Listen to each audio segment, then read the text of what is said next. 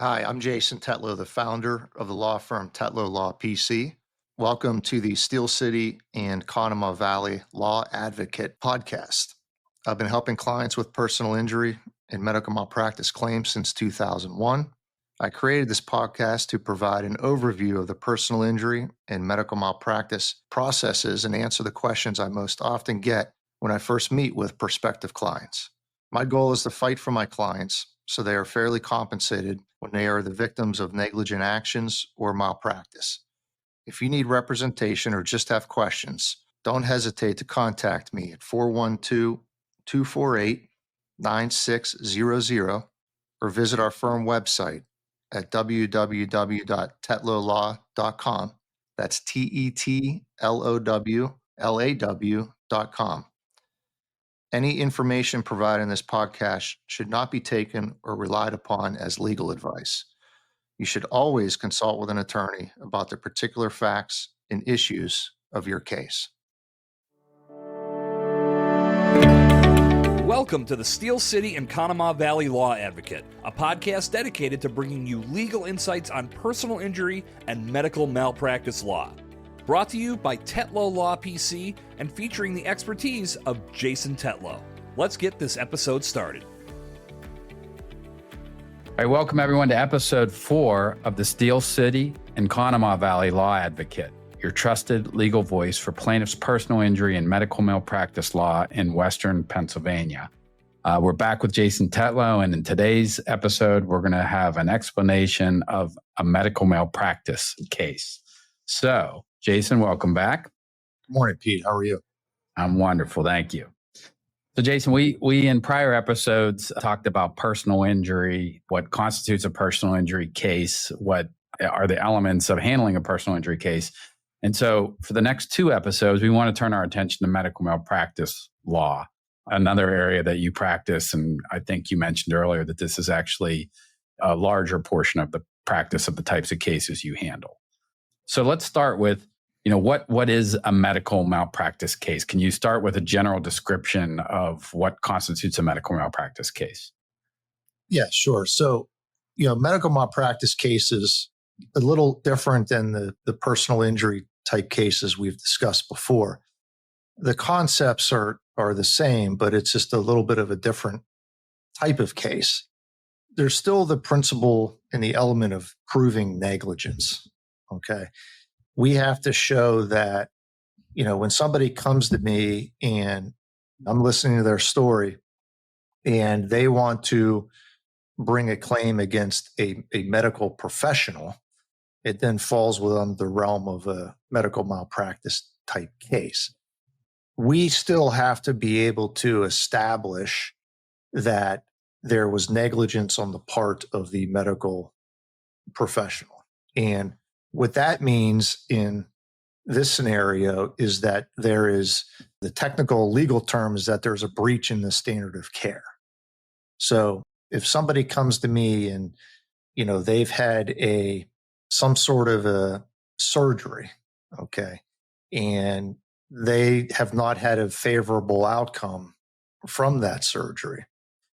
In a medical malpractice case, we have to be able to establish that the physician who performed that surgery breached the standard of care. So the next question is, well, how do we do that, right? So how do we determine that there was a breach by a medical provider? And the way we do that is through experts. Pennsylvania law requires us on the plaintiff's end to have an expert at the time that a lawsuit is filed. It's actually at the time over within 60 days, but almost all the time we have our expert before a lawsuit is filed, because that way we know that there is a case and then we can proceed with filing a lawsuit. So the big difference with medical malpractice cases as opposed to, a standard personal injury type case is the use of experts that are required. The way it works in a medical malpractice case is you have to have an expert as the plaintiff's lawyer. We have to have an expert that is of the same or similar specialty as the potential defendant. So again, as an example, let's say I meet with somebody who, and it could be not just a physician. Let's say it's a nurse. Somebody is a patient at a hospital. Let's say they had a fall at the hospital and they've fractured their hip and had surgery. Well, we would have to then go out and hire, for instance, a nursing expert to say, hey, the nursing care that was provided at the hospital was not keeping within the standard of care. Therefore, they allowed the patient to get out of bed or whatever the circumstance is to fall and injure themselves. So it's really that element of proving through experts that there was a breach in the standard of care that really makes up the anatomy of a medical malpractice type case. So, and you've used the term standard of care a few times. Can you explain that a little bit more? Like what does that particularly mean? Well, standard of care is really what a reasonably prudent medical professional would do under the circumstances. So that standard of care is really dictated by, I guess, industry standards. What is the norm? As an example, I'm working on a case now where it's a rather simple theory and the theory is before a certain procedure should have been done, an MRI or CT scan should have been performed for a certain reason. And in my case, it wasn't performed. And my expert says, well, it should have been performed. So he tells me that's industry standard. That's the way it happens. Now, what also supports it is what's in the peer-reviewed medical journals, right? So then what's in the literature? What does the literature say? So that's just an example of, how do you come across what is the standard of? So if we were to relate that to something simpler, like changing the oil in your car, generally when you're changing the oil in your car, you're taking the old oil out, you're removing the old oil filter, you're putting a new one on, and you're filling it back up with new oil, and you're making sure that it's full to the extent. Let's say somebody didn't put a new oil filter on and the old one ended up getting a leak and leaked out. Would it be equivalent or similar to saying, look, a mechanic who does oil changes would always do these things or should be doing these things? That's what everybody agrees is the right steps and process in doing this. And by missing one of these things or not doing it or doing it the wrong way, they breach that standard of care for changing oil in a car. Is that a fair analogy? Yeah, it is a fair analogy. I mean, sometimes with medicine, maybe there's certain ways that procedures are done that aren't standard of care. Maybe it's just new technology. Maybe it's something, that's not really going to dictate the way a reasonably prudent person or physician would do a certain procedure. But in your example, if the oil is being changed and new filter is not put on, I may not be the right person to talk about changing, since I just do the drive-through ones. Did you know that cars have oil? We'll start there. Yeah, that I did know. Okay, all right. And I know that I have to get my oil changed every 5,000 miles around there. There you go. All right, we're on the same page then. We'll start from there. Right. But if that's the industry standard, if that's what happens all the time and it doesn't happen, then yes, that could be, the so-called breach in the standard of what typically happens. The other big element too, Pete, is in a medical malpractice case, there's the breach in the standard of care. And the second big element is what we call causation. Did that breach cause the harm? Sometimes it's that causation element that is more difficult to establish. And if you think about it, many times we're representing people that, they're going to a medical professional because they have a problem. Maybe they have a surgery and maybe the outcome isn't so great, but that doesn't necessarily mean that the doctor was negligent or there was a breach in the standard of care. Okay. Right. So the causation element sometimes can also be very challenging. And I think a good example of that is, I've worked on a delay of diagnosis of cancer type case. If the delay in diagnosing a certain cancer is very short, maybe it should have been diagnosed on February 1st, but it wasn't diagnosed until April 1st. Maybe there's a 2-month delay. Many times that delay didn't cause additional harm to that person. So that's like the causation element. The treatment would have been the same 2 months earlier than it was 2 months later. Maybe it should have been diagnosed then, but the cause, that 2-month delay, didn't cause additional harm or didn't alter the treatment plan. And so if we go back to our oil change example, as difficult as this might be for you to understand, if oil gets changed, the filter's not changed, clearly it's negligent in terms of how a normal mechanic would change oil. And then the person leaves the garage and goes out and gets an accident because they have bald tires. That negligence had nothing to do with the accident. There is no cause between the two. There's no connection. Correct. Similar in your medical malpractice example, I think you have to have that element to show that these are connected to each other, even if somebody was negligent in what they did or didn't do. Yeah, I mean, that's a very good example. I mean, it's that causal connection that you need.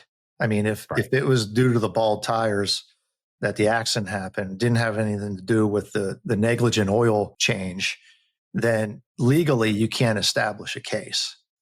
And it's the same thing in our field. I mean, if you can't establish that the negligence caused the harm, then you don't have a case. And I'm sorry, and because medical malpractice cases are expert driven, which you just described, not only in our oil case scenario do we have to show the connection, but if we could show the connection, let's say it's a different damages we're claiming here, that the engine blew up because all the oil leaked out, because the old oil filter had a hole in it.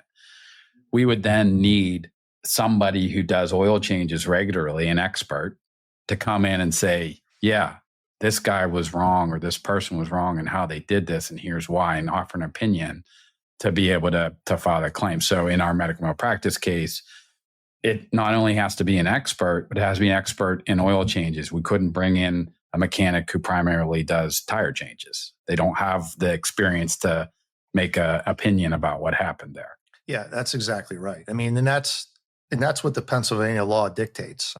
There's the MCARE laws that say you have to have a same or similar specialty. So you're right. If I have a case, that I'm looking into, and it's against I don't know, let's just say a neurosurgeon. Okay. I'm not going to hire a doctor who specializes in infectious diseases to render an opinion against a neurosurgeon. I probably would get thrown out of court if that happened. So yes, you need to have that same specialty. And to that point, you have to have the expert give you the opinion on both, that there was the breach in the standard of care and the causation, that the breach caused harm.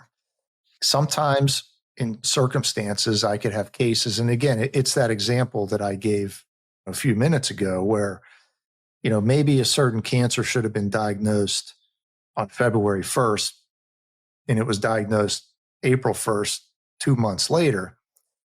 The expert could say, yeah, it should have been diagnosed February 1st, but that delay didn't cause additional harm. So if you don't have those two elements established through experts, then generally speaking, you don't have a case. Gotcha. And so medical malpractice obviously involves some medical professional, could be a nurse, could be a hospital, could be a doctor, could be multiple combination of several people, expert driven, who has to be able to not only comment upon what somebody should or shouldn't have done in that professional setting with the same kind of background and expertise, but that action or inaction caused something to happen. And then I would assume they still have to prove that they have damages on the tail end of all that, there are damages significant enough that, number one, it sounds like just by what you described, getting experts involved and all the rest of it, these aren't inexpensive cases to pursue. Yeah, that's correct. And that's where the difference lies between a medical malpractice case and a standard personal injury type case or an automobile type case. Experts don't work for free, right? So we spend money quickly once we get experts involved in medical malpractice cases. Just like all lawyers like myself that handle these cases, that's why we're pretty selective and we're pretty picky with what cases we take on. but we're only going to get involved if the expert tells us it's a case. Right. And I like to tell juries this, when I try cases, I don't just meet with somebody and run over to the courthouse and file a lawsuit the next day. It doesn't work that way. And it doesn't work that way because the law dictates that we hire experts, that we have to have experts. So it's only until an expert tells me it's a case do we then take the next step to file a lawsuit and then proceed through the court system. And I think, that law has been in place now for over 20 years. It actually, the rule of law is really what's called the certificate of merit. And what we have to do as the lawyer involved in a medical negligence, medical malpractice case is we have to file with the court at the time we file a complaint, what's called a certificate of merit. That certifies with the court that we have retained those experts. That the expert has told us that not only is there negligence or a breach in the standard of care, but there's that causation element, that the negligence has caused harm. So I like to tell juries that because they understand then that it's a process we have to go through because it adds credibility to our case. We're not just, hey, I'm going to go. Somebody told me a story and I filed a lawsuit. Yeah, and I'm going to go run to the courthouse the next day and file a lawsuit. It just doesn't happen that way. Right. I'm guessing, I don't know this, but that expert, and I'm sure some are more expensive than other, depending on how specialized it is and what you're dealing with. And they may come back and tell you, hey, I looked at this. You don't have a case. Right. Are you talking about spending hundreds of dollars on them, thousands of dollars on them? I mean, what is the expense to even get to the point, assuming that you sort of cleared it first to be like, I think there's something here? It's a great question. And, as you might imagine, it's a wide variety of what you can spend.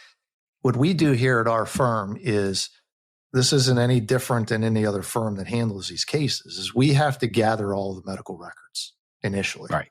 And then from that point, sometimes I'll spend a lot of time getting through records, or I have various nurse legal consultants that I use and they review records. And then at that point, after a nurse legal consultant has reviewed the records and we determine, hey, we think there's enough merit here to then send it to the expert.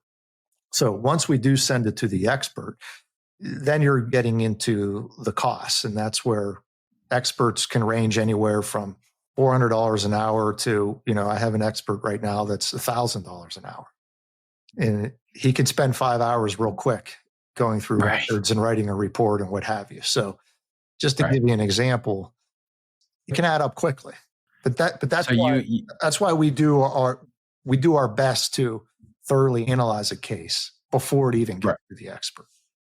Right. And you have to be selective because, your nurse consultants aren't free. Your time has a value to it just to even look at it to say, do we send it to an expert? You might have spent that time and your cost on your nurse consultants to then say, we don't think there's something here to pursue. And you're not going to charge the client that, or you can't. They're not your client yet.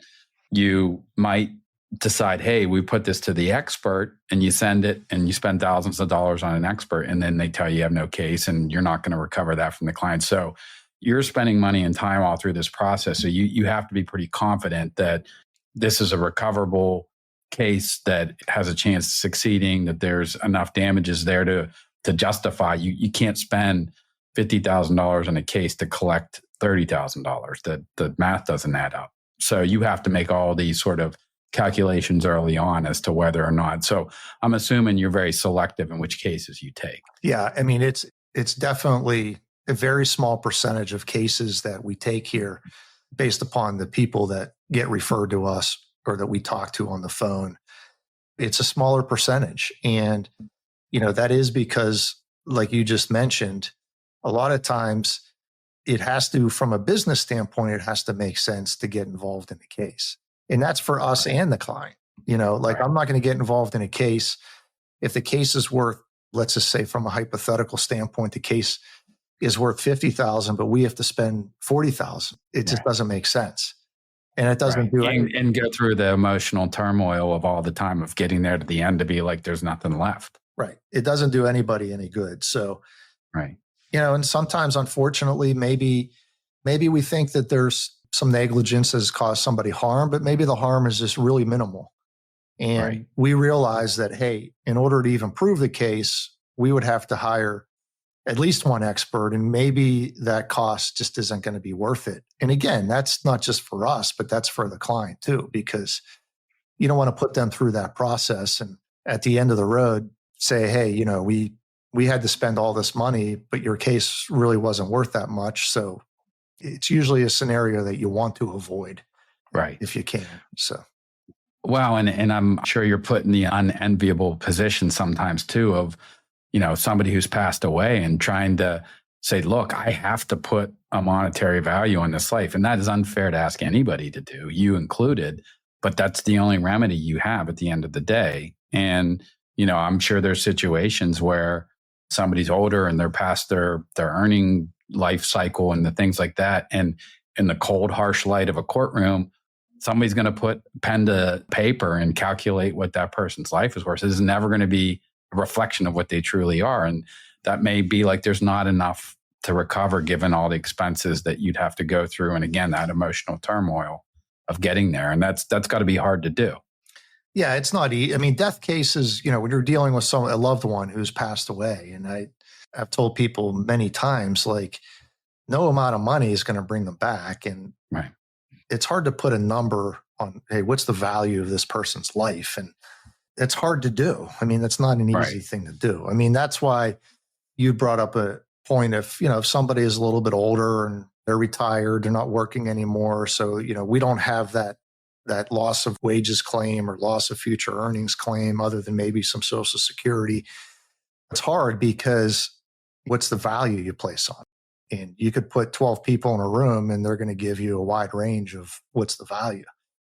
Right. With that being said, there are certainly cases where if you have a death case and it's a wrongful death case due to, medical malpractice, and the person is still working, and they have a surviving spouse, and that's the situation where you get into hiring an economist and get the tax records and the employment files, and the economist does his or her analysis and puts together those loss of wages and loss of future earnings. And to that point, if it's not a case involving someone that's passed away and somebody has serious injuries and they require future medical treatment, then we're hiring experts to put a value on the future medical treatment. What is that going to be? And then what's the value of it? Yeah. And it just makes that practice that much more complicated. And again, back to the earlier point, which is why you have to be selective, both from your perspective about where you can spend the appropriate amount of time and attention to a case, and the money is always has to be a factor that's involved with it, but also not putting people through that emotional ringer that may not have a satisfying outcome at the end for them. Yeah. The other thing too, Pete, is sometimes experts have different opinions, right? I can run a case by an expert and he tells me it's not a case, and maybe another expert has a different view of it. But, again, that's where we have to rely upon the experts. And the expert is telling us it's a case and we feel confident with that expert, and, then we're going to proceed. But there's certainly been many times where I've sent cases to experts and they've said maybe they see something that I don't, which is very possible because they have the specialized knowledge. At that point, we're better off knowing that, hey, this isn't a case we want to get involved in for whatever reason. Right. And similar to, and I think you mentioned this in our initial episode, we have these statutes of limitations that apply to cases. Is the 2 years and the same kind of statute of limitations when you have a minor? Do they apply the same way with a medical malpractice case? Yeah, it's the exact same. It's the exact same laws that apply in a medical malpractice case. I mean, you have 2 years from the date of the negligence to file a lawsuit. Generally speaking, if there's a death involved, you have 2 years from the date of death, assuming that the death is related to the alleged negligence. And then for minors, it's the same, 2 years from the 18th birthday to file a case. So yeah, those time limits are all applicable in a medical malpractice case. And do you ever run into a situation where maybe they don't even know there's potentially medical malpractice for some time after it. It's an operation and they leave a sponge in you, and it isn't until a year later that someone realizes that's what happened. Are they still held to that same 2 years from the date of the operation? Yeah, I mean, that's a great question. There is what's called the discovery rule in Pennsylvania, where if you don't discover your harm until a much later time, then you would have 2 years from that date. So, Okay. I mean, let's say you're 3 years out from a surgery and you discover in your example, what you said, there was a sponge left in you and it started really causing you a lot of problems. Then generally, I say generally because there's always certain exceptions and nuances. So even if somebody says, hey, I'm 2 years past some medical procedure or something that happened, but I'm just finding out now the cause of it, they could still potentially have a claim. They could. You have to tread lightly in those circumstances. It has to be, in my opinion, in my experience, it has to be something that is a harm that's discovered, or in the sponge scenario, it has to be something that's kind of clear. If it's a situation where it's like, well, I've been having these problems now for a couple of years, and then I just, you just have to be careful under those circumstances how to proceed. But it's always safe if you do discover your harm, or you discover, like in the sponge scenario, if that's discovered within 2 years of the date of the original procedure, the prudent thing is to file within the 2 years of the date of the original. Right. If you have that option. If you have that option. Right. Yeah. Right. But regardless, it sounds like if somebody has an inkling that something didn't go right, or they think that there's something happened that shouldn't have, talking to somebody sooner than later is always the best option to go. Yeah, absolutely. I mean, that's, similar to the personal injury type cases, you want to have a lawyer involved early in the process. And many times I'll talk with people who maybe something just happened and they're still in the hospital, but it's unclear as to what happened. Sometimes there's circumstances where, maybe to my detriment, I do this, but I tell people, hey, you're still in the hospital, you're still treating. We don't know the full extent of what's going on. Let's sit back and wait a couple months and see how you do. And, then if you get out of the hospital, we'll get the records and proceed in that fashion. So sometimes you just have to let things happen naturally in these cases. Other lawyers might have a different philosophy, but that's generally how I work on them.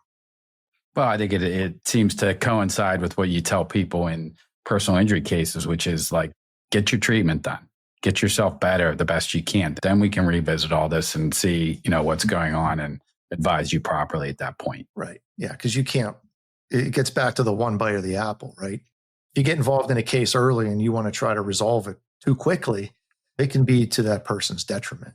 So you want to make sure that everything matures to the point where it's legally then ripe to bring a claim or file the lawsuit. Right. And I think you mentioned in episode 1 that it's not atypical. A medical malpractice claim can last 2 years and maybe longer.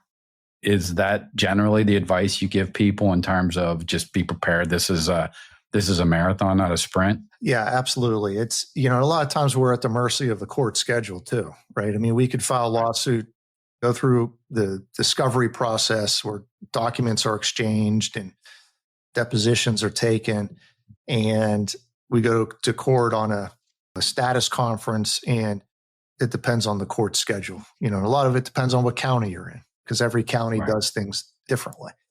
Some counties you can get a case listed for trial quicker. Other counties you have to wait some time. But yes, as a general rule, once a lawsuit is filed, you're looking at least 1.5 years, 2 years until you get it to trial. And I would assume on these, some of them are going to typically have bigger dollar amount claims to them and things like that. So they're going to take longer to negotiate if you can, and just take longer to get to trial if you're unable to.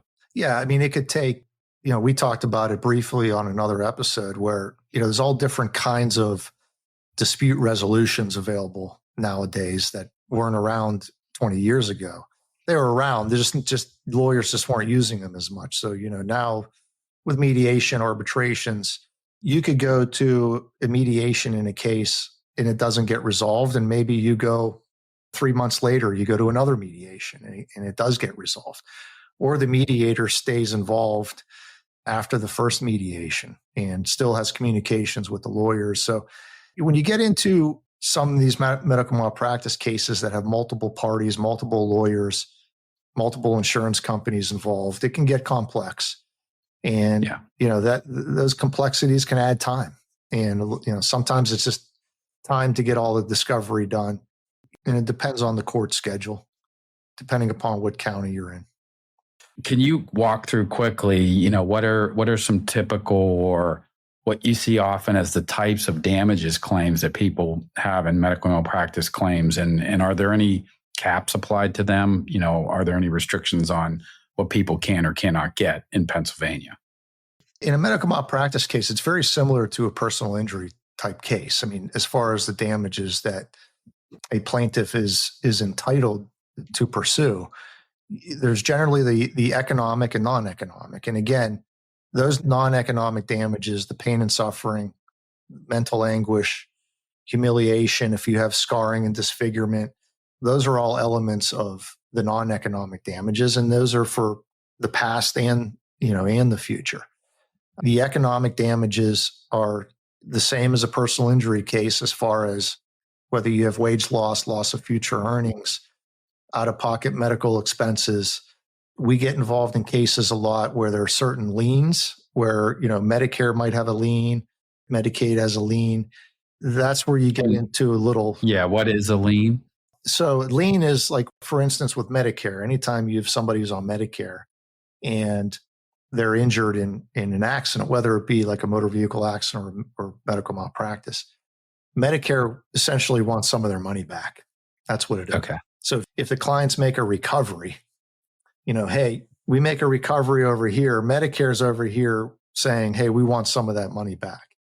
And there's federal laws in place that entitle Medicare to that. So we, as the lawyer, we have to cooperate and see to it that their interest is, satisfied, let's say, in a case. And I'm sure that has to go into the equation of deciding whether to settle or not. Yeah, sure. I mean, that's all taken into account. Whenever you get into negotiations on a case, you always know what that number is. So that's always taken into account because, I mean, ultimately that's less money for the client in a recovery if Medicare or some other entity has to be paid back. But Pennsylvania right now, fortunately, we don't have any kind of cap on damages. You see that in other states. Other states might have like a cap of whatever it is. I don't know, 500,000 or 250,000 or whatever the number might be. They might have a cap on the non-economic damages. So you can only recover so much for that. Okay. Pennsylvania, we do not have that at this point. Hopefully we continue not to have it for a long period of time. But similar to like we discussed with auto insurance and coverage and limits and coverage, is that a practicality you run across in medical malpractice cases too, that there's a certain amount of insurance that's available? And if you want to go for more than that, then you're basically looking to collect off of somebody personally that you may or may not be able to do. Yeah. I mean, generally, in Pennsylvania, with each doctor, and really each hospital, they have to have $1 million in coverage. And the way it works in Pennsylvania is let's take a doctor, for example. The doctor would have to have 500,000 in what's called primary coverage. And then there's a fund through the state that insures the doctor for an additional 500,000. So each doctor in Pennsylvania is going to have $1 million in coverage. That might vary a little bit with dentists or chiropractors. Generally speaking, if you're a surgeon or an OB-GYN, infectious disease specialist, anesthesiologist, all the main types of physicians are going to have that coverage. It certainly is a lot different than like a motor vehicle accident type case where there could be very limited coverage. Right. But again, generally speaking, in the medical malpractice case, there's going to be the higher value to cases just based upon the harm sustained to people. Well, and I think going back to what you were saying, that you're much more selective in the cases you're taking. I'm sure the potential damages that someone has suffered is also going into the equation, which is why you're typically dealing on higher damages value cases. Right. And that gets back to what we discussed earlier as far as, the expenses and the costs and hiring the experts. And it doesn't make sense to spend, $40,000 on a $50,000 case. It doesn't do anybody any good. So, right. You have to be very selective with what cases you take on. And, it's tough sometimes because, people have lost loved ones or they have serious injuries. But if the expert tells us it's not a case, then our hands are tied, right? We can't then proceed. Certainly sometimes people may go out and try to hire another lawyer, and maybe that lawyer is a different expert. But we can really only go by what the experts are telling us in a medical malpractice case.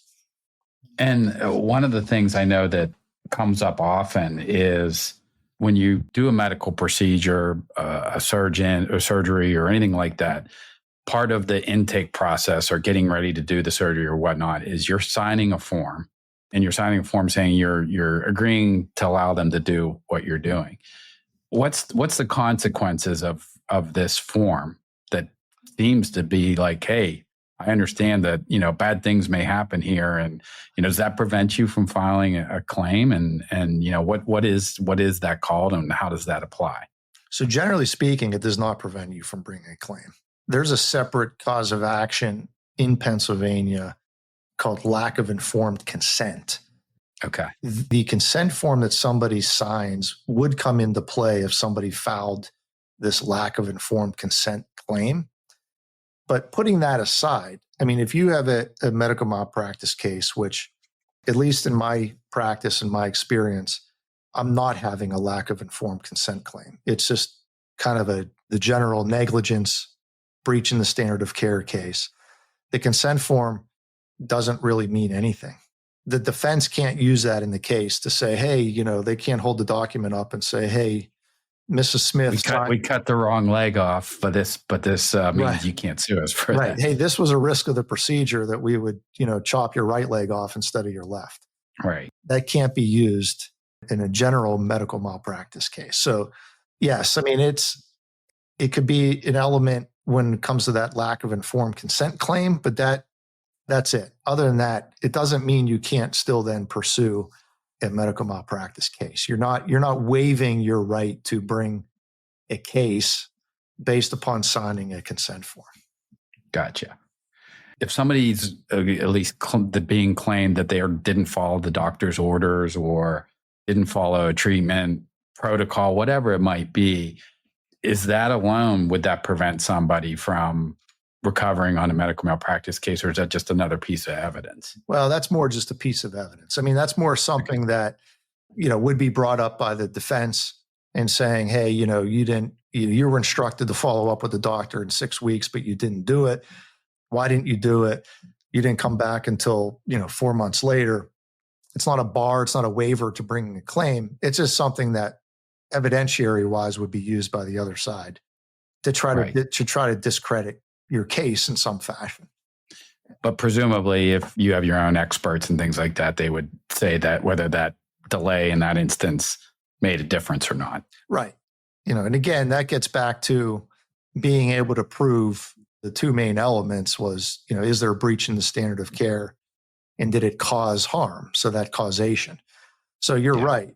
If I present a case to the expert and my client didn't follow up with the doctor in a timely manner, and there was a long delay, yes, the expert could look at that and say, hey, you have a problem here because that person should have been seen here, that, something could have been diagnosed or the condition could have been treated much earlier, but your client didn't do that. They didn't follow up with the doctor as they should have.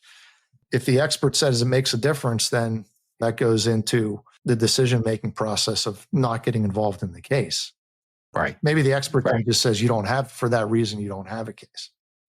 And as we get close to wrapping up this episode, one last question. I think I know the answer, but I'd like to make sure that we're covering this for the listeners. And similar to a personal injury case, If you settle a medical malpractice case and later you determine your injuries are worse, or something pops up, or somebody subsequently dies from that, can you come back and reopen that case, or are you pretty much precluded from doing anything further? Yeah, generally, no. Generally, you're done. Once you've resolved a case, it's resolved and you can't reopen it. So as long as that injury or even that death is related to the incident for which you're filing a lawsuit, once you settle, you settle. You're done. You can't then reopen the case. Now, the obvious is if it's a different incident, if something then happened 6 months after the incident for which you're filing a lawsuit, if there's a whole separate incident, that would arise to a whole new claim, a whole new case. But otherwise, yeah, once you've settled and you've signed a release document, you can't reopen the case. Gotcha. Well, I think that wraps up episode 4. Jason, appreciate your insights on the generalities of medical malpractice claims, how they differ from an injury claim, and the elements that go into it. It's obvious these are more complex, expert-driven. They have a lot of time and expense related to them, which means that you have to be much more selective in advising clients which cases you would take. In the next episode, episode 5, we're going to talk about handling medical malpractice claims. What are some of the steps that you've determined that a case is something that you're willing to take on, that it has merit, that it, an expert has agreed, has that certificate of merit application? What's going to happen next? And we're going to walk through what a typical medical malpractice case has in terms of pieces to it. So thank you. Look forward to hearing or having everybody join us for episode 5, handling medical malpractice cases. Thank you for listening to this episode of the Steel City and Conemaugh Valley Law Advocate, brought to you by Tetlow Law PC. If you're in need of legal representation, visit tetlowlaw.com today to connect with our team. We look forward to helping you win your case, and we'll see you on the next episode.